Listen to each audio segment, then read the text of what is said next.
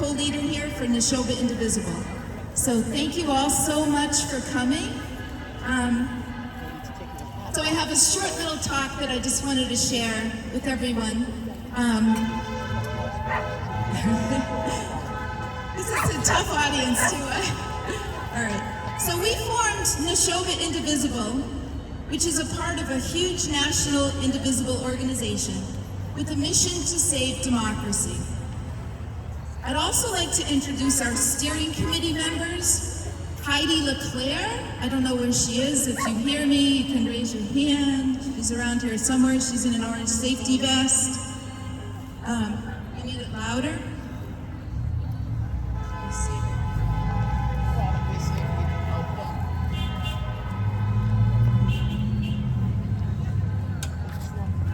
All right, how's that? I think that's about as loud as we can go.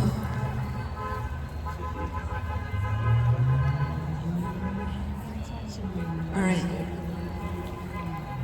So our steering committee members, like I said, Heidi LeClaire and Bob Romer, he's around here somewhere too in an orange vest.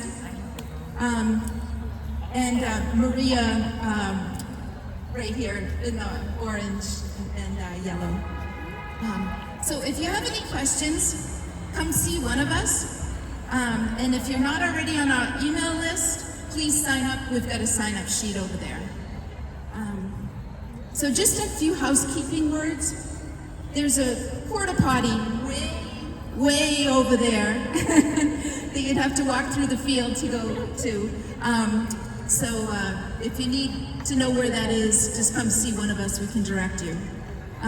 Please take lots of pictures and videos and share them online, but please ask for permission. And if people don't want their photo in the, in whatever picture or video you're doing, have them just put their sign in front of their face if they're more comfortable with that. We have several peacekeeper marshals positioned around this space, so if anyone appears to be like an agitator that arises here, it's best to just ignore them, smile, maybe offer them some chips, and move away. And if you need help, come see somebody in an orange vest. Thank you all, everybody, for being here to honor and celebrate No King's Day, a day to remember that this country was founded not on crowns or thrones, but on the power of the people. We are about 2,700 events going on today, with millions of people coming together in support of community, friends, and democracy. We're sending a big message that we're not okay with this country being run by an authoritarian regime, but rather we uphold the Constitution and basic rights of all people, regardless of color or ethnicity. So I have a quote from Robert Hubble's speech today that he did earlier in Concord, and it resonated with me. He said, "I am here today to say that we will prevail in our struggle to preserve democracy. Every generation must reclaim democracy for itself. We must make democracy our own through bravery and sacrifice, through consistency and loyalty, through vigilance and dedication.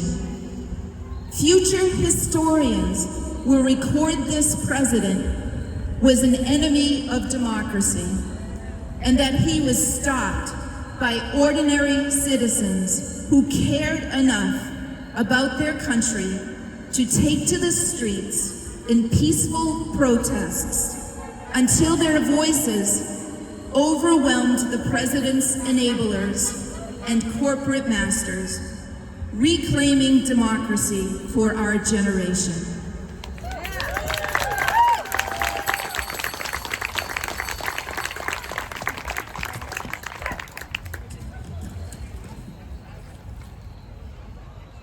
So I'd like to thank some speakers that have agreed to join us today. We'll start out with Representative Kilcoyne, followed by Alex Reckling, Robin Kennedy, and finally Juliet Willoughby. So join me in welcoming Representative Megan Kilcoyne, who proudly represents the 12th Worcester District in the Mass House of Representatives, which includes the towns of Clinton, Lancaster, Sterling, Berlin, Boylston, and Precinct 4 of Northborough. Born and raised in the district, she is deeply committed to ensuring that state government works for the people and reflects the values of Central Massachusetts. Welcome, Megan Kilcoyne. Thank you so much. Hey everybody, how are we today?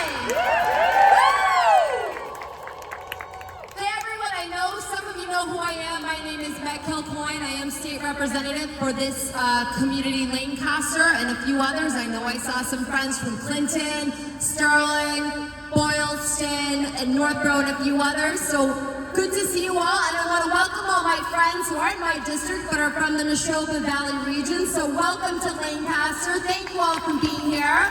Let's give them a round of applause.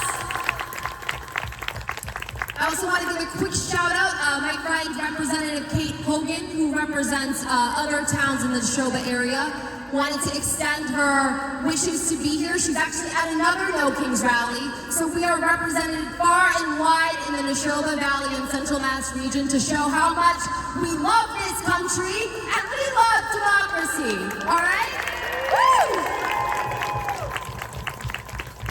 Now I know some of you know who I am, but for those that don't, I'll give a brief introduction, more so in the context, I think, of while we're here. And I want to preface this by saying that our Vice President has said a lot of things so far that I feel run against all that we stand for as an American. But one that sticks out to me especially is a few weeks ago, he said that those whose ancestors fought in the Civil War have more claim to be an American than those that don't. Yes, yes, because I'm here to tell you a part of my story, which I believe is probably a part of a lot of your stories as well, is that my ancestors came here after the Civil War. They didn't get here until the 1900s, but they came to this country.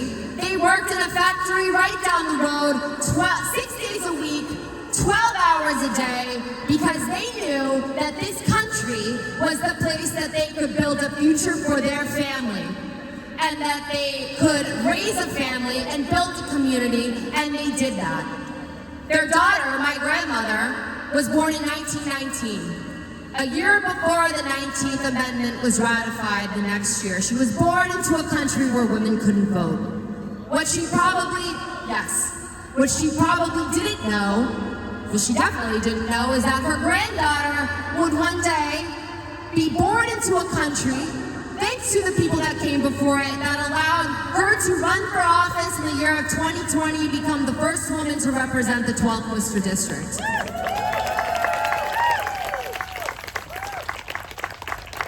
And I say that not to try to tout my family's accomplishments or my own, but to demonstrate how we are lucky to live in a country where we are not defined by where our family came from, or what our last name is, or when our family got here. We are defined by a set of shared ideals that are enshrined in the Constitution. We are defined by a nation that whose accomplishments lies in the progress that it is able to be made, that anyone born here can dream of doing anything, whether it be building a business, going to school, raising a family, or one day being the very part of a government represented by the people for the people. We are here today because all of us understand that the minute that we decide that our constitutional rights, that our democracy doesn't matter, that we can cede power to one person, we are on the slippery slope to fascism and authoritarianism, and none of us are safe.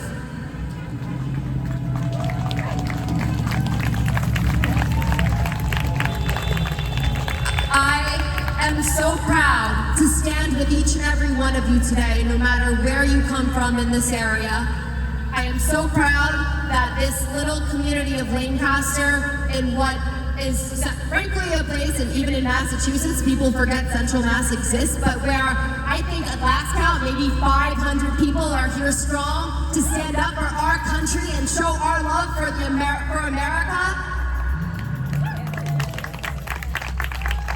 And I am proud to stand with all of you to do what we can to stand up for our freedoms, for our ideals, to fight the good fight right here in Massachusetts, to make sure that our country, that this very country that allowed a group of immigrants to come here, to build a life, to build a better country for their kids, for their grandkids, for their descendants that they never even got to meet, that future is not lost for our kids and our grandkids and our future. Thank you. I believe that the United States is the best country in this world, on this earth. I believe that we have always been a bastion of freedom and promise in this world. I have seen other countries, I've been to other countries under authoritarian regimes where members of the military walk the streets with AK-47s. And we have a president that thinks that is okay in our streets in America right now. But we are here to say, no, it is not. We are here to say that we are a safe country, we are a democratic country, and we are a free country. And we will continue to be a free country.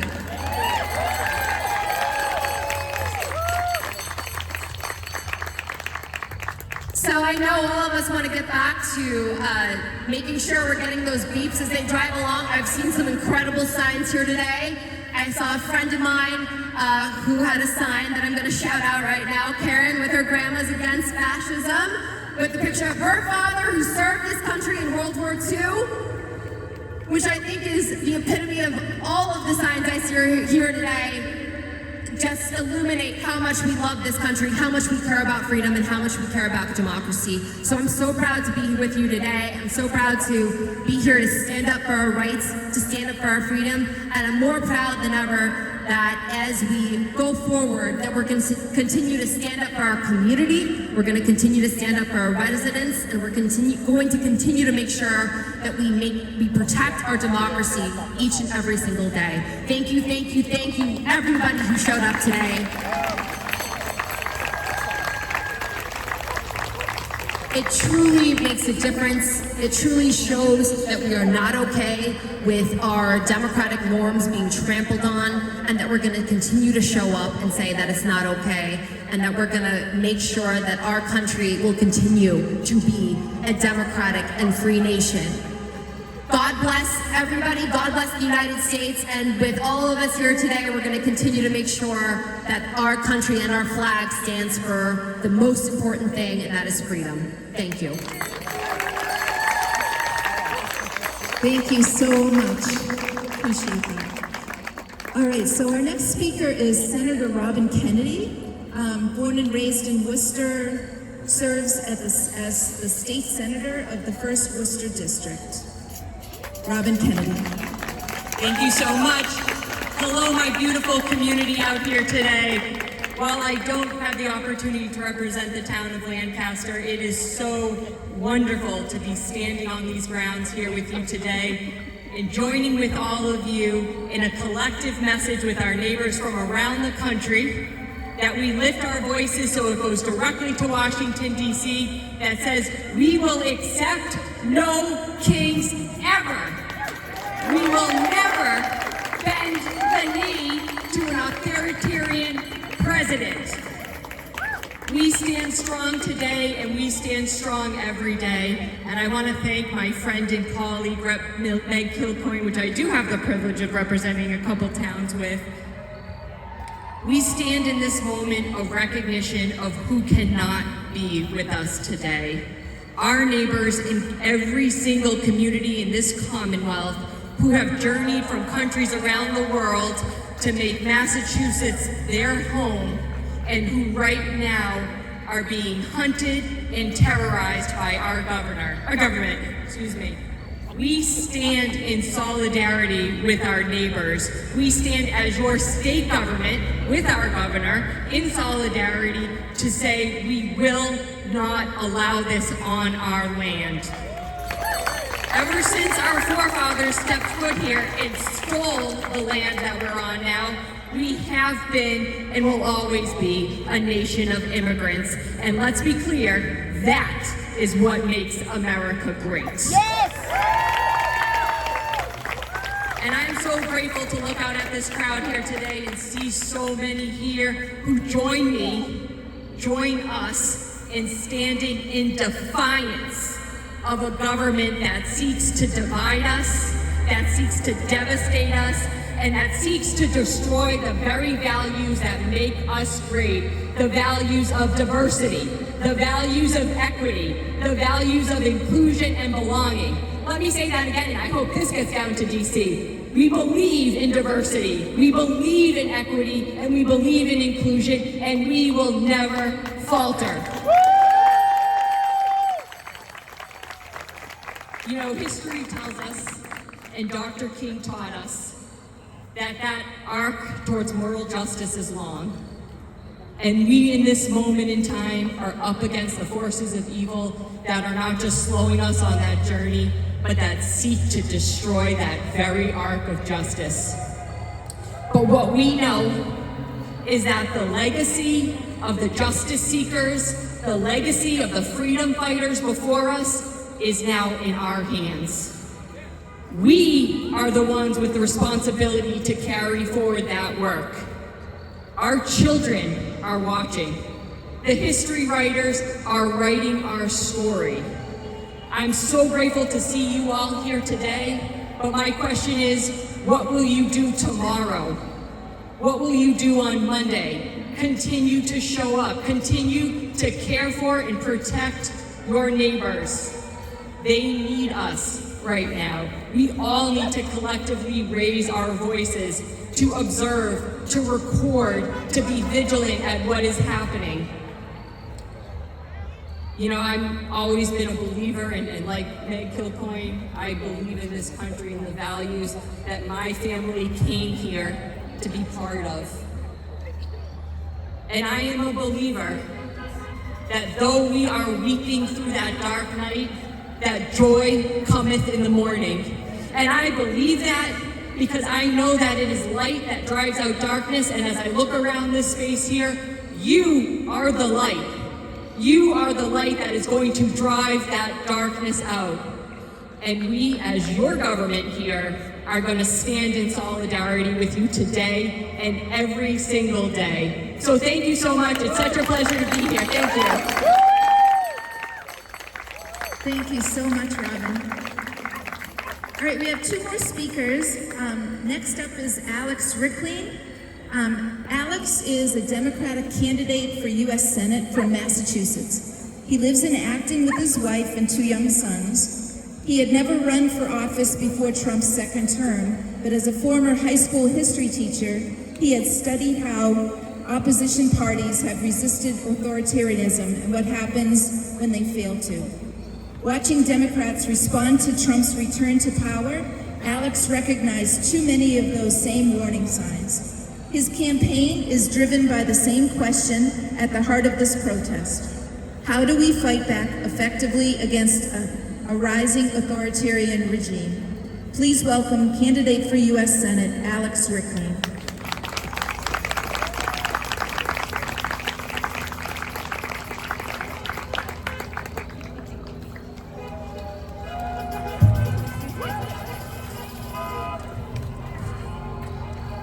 Hi, everyone.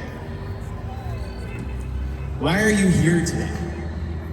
Donald Trump has weaponized the justice system to target his enemies. But my guess is that none of the people he's targeted so far are here in Lancaster right now. So why are you here today? Donald Trump has illegally fired thousands of workers. Maybe some of you have been affected by that, but probably not most. So why are you here today? Perhaps you're like Eileen, who I spoke to at a recent ICE protest in Burlington. She told me she'd fail a civics test and probably voted only half the time. But when she found out about what was happening in that facility, she understood that this time was different. Or perhaps you're like Jason, who told me at a Labor Day protest that he was concerned his grandchildren were going to grow up in a country less free and less safe than the one he grew up in. Or perhaps you're like the dozens of people I've talked to, too many to name individually, who wanted to stand up because they are scared, who are standing up for the right not to be scared. And most importantly, those people tell me they're standing up for the ones who can't because their rights have been systematically stripped away. That's why we're here today. We are here as everyday Americans, standing up to a tyrant, to an abuser, to a man who has never believed in consequences or rules and is now hell-bent on pushing those limits as far as possible and punishing anyone who stands against him. As a Jewish child, I was taught the poem First They Came. We referred to it simply as the poem.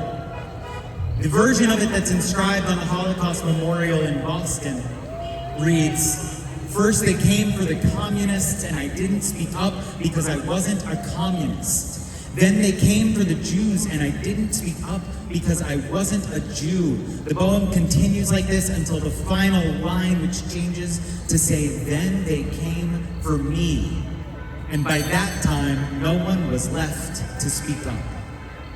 Whether or not you knew the text of the poem, everyone here today showed up because we all understand its meaning. We are here today because we know that a tyrant always starts with the most vulnerable, with the least powerful, but they never stop there. We're here because we know that a tyrant never gives back power once they've taken it. We're here because we know that when Trump deports legal permanent residents for their speech, he's testing the limits of what he can get away with. We're here because we know that when Trump claims the power to murder people on a boat in the Caribbean, he's testing the limits of what he can get away with. We're here because we see these horrors and we don't wait. We speak up now.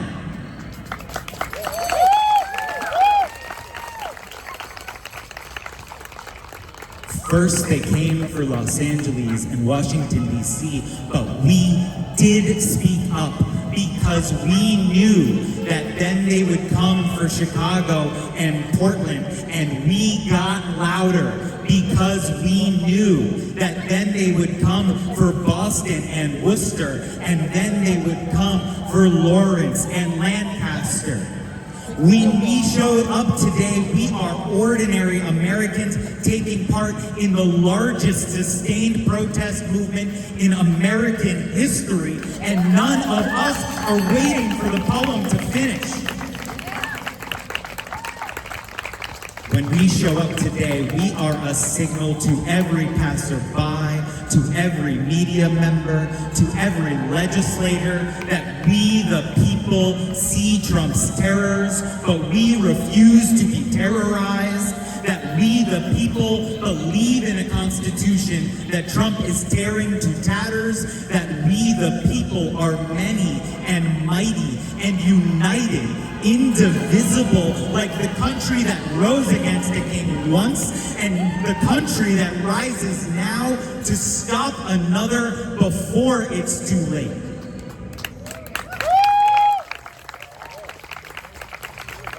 We are united because when the bully seeks to divide, he divides because he is too weak to face us together. We are united because when the bully targets the vulnerable, he does so because he is too weak to face us together. We are united because alone we may be vulnerable or afraid, but we know that when we stand together, we have the strength and the courage to persevere together.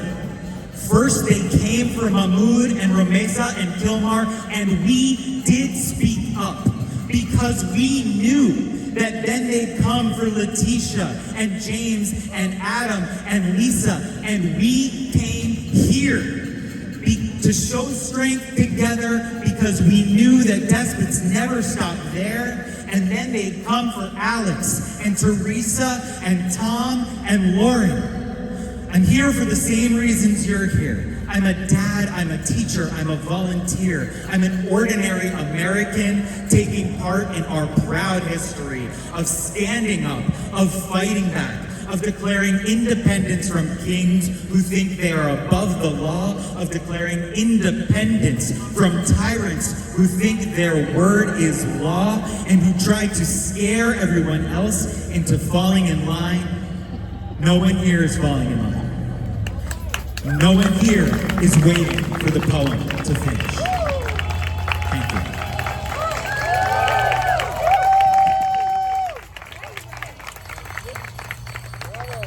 Awesome. Thank you so much. All right, let me introduce our last speaker, Juliet Willoughby.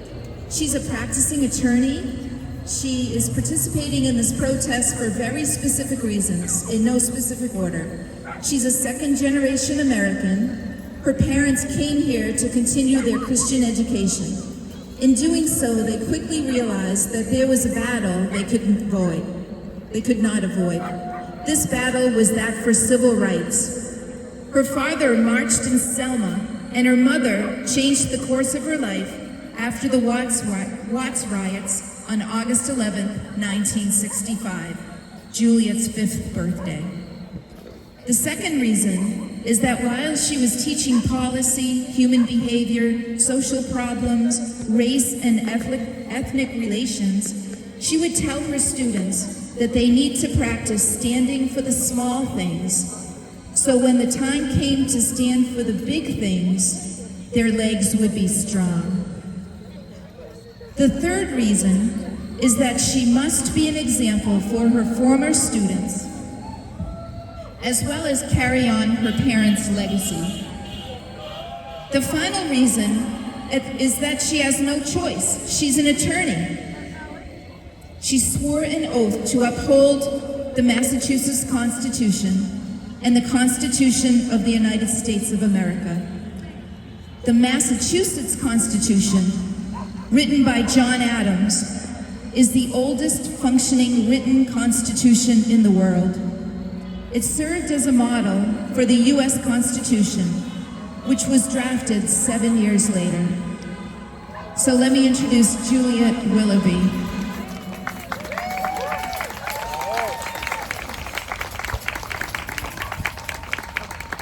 Hello, I am so proud of you all being here. It takes great guts at this day and age. I struggled with deciding what to speak about today. As I woke up, once again, my face was wet for the tears that I shed for my country.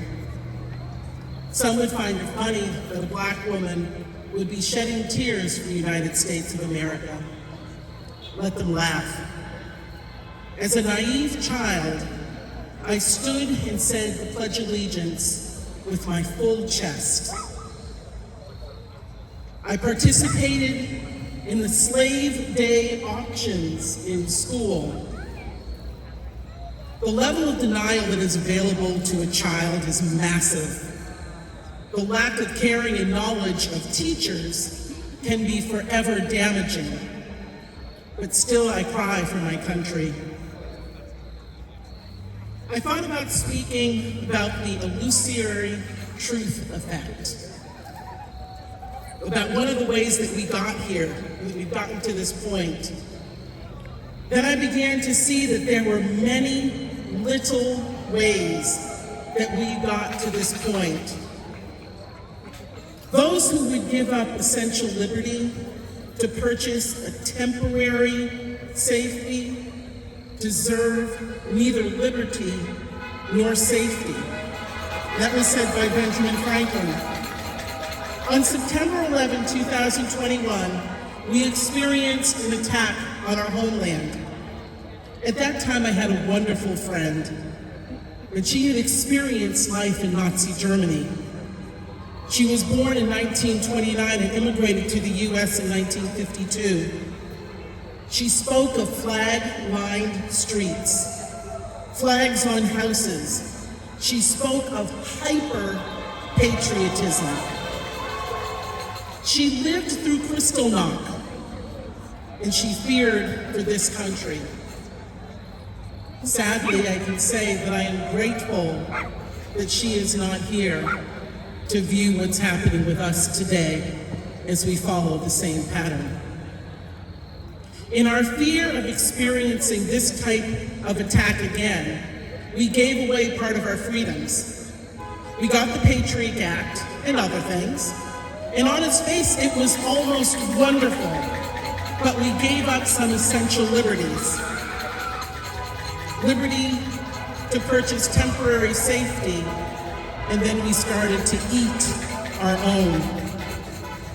As we listen to the dog whistle of anti-illegal immigration, in fact, it's anti-immigration, unless you are white South African, what essential freedoms are you giving away, and to whom are you giving them? The first truth is that liberty of democracy is not safe if the people tolerate the growth of private power to a point where it becomes stronger than the democracy itself. That, in essence, is fascism. Ownership of government by an individual, or by a group, or by any other controlling private power. Among us today, there is a concentration of private power without equal in history. That was by Franklin Delano Roosevelt, April 29, 1938, just before the official start of World War II. To whom are we giving away our power? Who benefits if the farmers lose their land? Back to illusory truth. A little complicated definition, but I'll clear it up. It is a tendency for people to believe information is true after hearing it multiple times. It's the cognitive bias that is often due to processing fluency, where the brain processes familiar information. So what does all that mean? It means that if a lie is said often enough, people will become familiar with it, and then they will accept it as truth. He told that we were having a I Hate America protest. And people started to believe it because they said it with their full chest. They said that Antifa, which doesn't exist, is a domestic terrorist organization. Welcome, my anti-fascism people. But he said it loud enough, and he has lied so often that people now believe his lies are true because he said it enough time. Today we have gone so far down this authoritarian path that it is my belief that the country we had, with all of its many, many imperfections, is gone. We need to figure out what we want our country to look like after we pass through this vortex. What are we willing to stand for, to fight for? What are we willing to lay down our bodies for? Rarely is power willingly relinquished once it is gained. We had to fight for our freedom in the Revolutionary War. The king did not want to give up his power, nor did his sycophants. Now we have willingly given power to a would-be dictator who told us exactly what he was going to do. The dog whistle, fear, and apathy that put him and his followers in the White House, we allowed that. Apathy allowed that. And today you are showing that apathy is no longer going to be tolerated.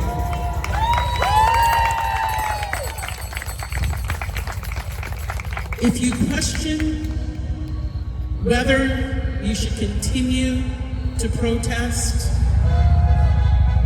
you don't have to question it anymore. Because look at all the people who are here with you. And the other reason we don't have to question it is because we know that it's bothering the living daylights out of him, or he would not have tried to cancel it before we started. Let's keep acting up, acting out, and making noise. Thank you so much, Julia. All right, I just wanted to end with some closing thoughts.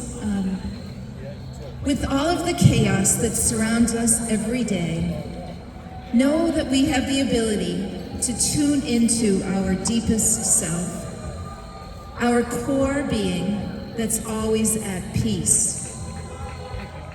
Know that you're not alone in feeling frustrated, angry, confused, and anxious. We all are. We need to remember that this isn't a sprint, but rather a marathon. We need to continue to take care of ourselves and do what brings us joy. To practice being present in those small moments of gratitude. So please take a moment to notice who's around you. Notice the sunshine, what's little left of it on your skin, the temperature of the air.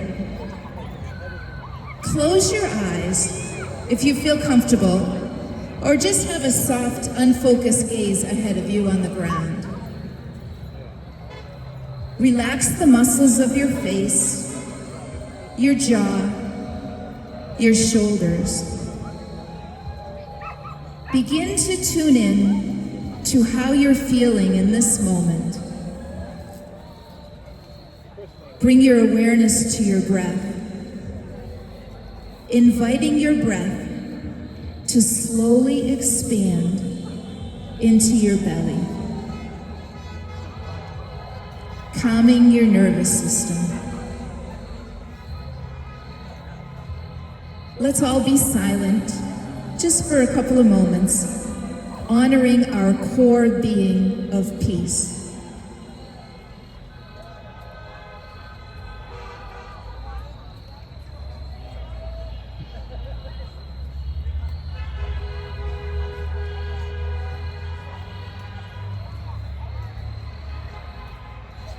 Take a deep breath. Sigh it out. Notice how you feel. Notice any slight shifts. And let's complete with sharing these intentions of loving kindness together. So say these words maybe out loud or silently to yourself. May we all be free to share our voices. May we all Be free to share our voices. May we choose to build unity with others and help those vulnerable in our communities to be safe. May we choose to build unity with others and help those vulnerable in our communities to be safe. May we be joyful as we notice the little moments in our days. May we be joyful as we notice the little moments in our days. And finally, may these coming days, weeks, and months be filled with much joy, love, and compassion.